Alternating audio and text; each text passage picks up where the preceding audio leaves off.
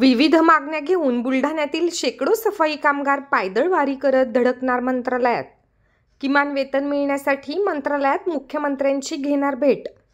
बुलढाणा नगरपालिकेसह जिल्ह्यातील इतर नगरपालिकेत कार्यरत असलेल्या कंत्राटी सफाई कर्मचाऱ्यांचे आर्थिक शोषण होत असल्याचा आरोप करत कंत्राटदाराकडून सफाई कामगारांना 6 ते 7 हजार रुपये मानधन दिले जात आहे।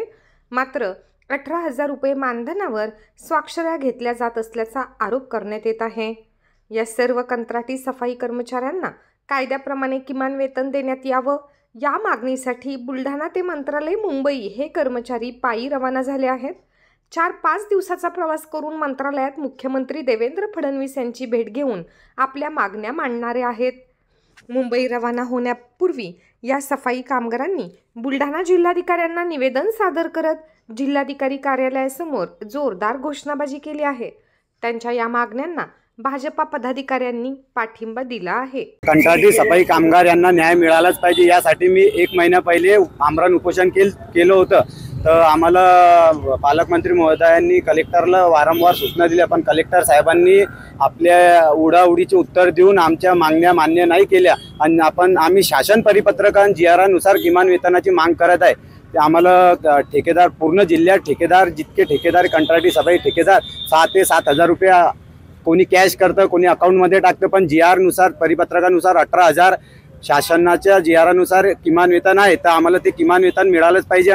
बुलढाणा नगर परिषदमध्ये तसेच बुलढाणा जिल्ह्यातील इतरही नगर परिषदमध्ये जे स्वच्छतेचे ठेके दिले जातात, त्या ठेकेदारांकडून जे कर्मचारी कामाला ठेवण्यात येतात त्यांना शासनाच्या वतीने किमान वेतन देणे हे नियमाप्रमाणे दिले गेले पाहिजे।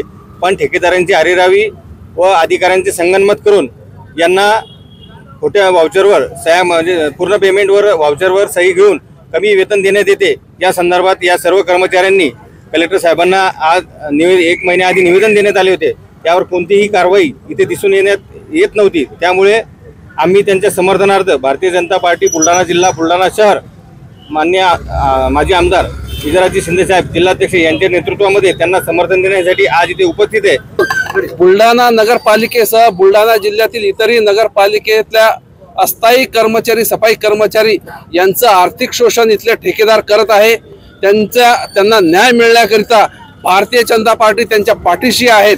जिल्हाधिकाऱ्यांना त्यांनी 1 महिना आधी निवेदन दिल्यानंतरही त्यांच्या मागण्या न मान्य झाल्यामुळे येथील सर्व सफाई कर्मचारी पैदल हे मुंबईला निघालेले आहेत। त्यांना आमचा पूर्ण पाठिंबा आहे। त्यांच्या मागण्या आम्ही शासन दरबारी मांडणार आहोत आणि जे या मागे लपलेले अधिकारी असतील, प्रशासनातले अधिकारी असतील आणि ठेकेदार असतील आणि काही राजकीय वरदहस्त असतील यांना हातकड्या टाकून त्यांना जेलमध्ये टाकण्यापर्यंतची आमची भूमिका आहे। त्यासाठी आम्ही यांच्यासोबत भारतीय जनता पार्टी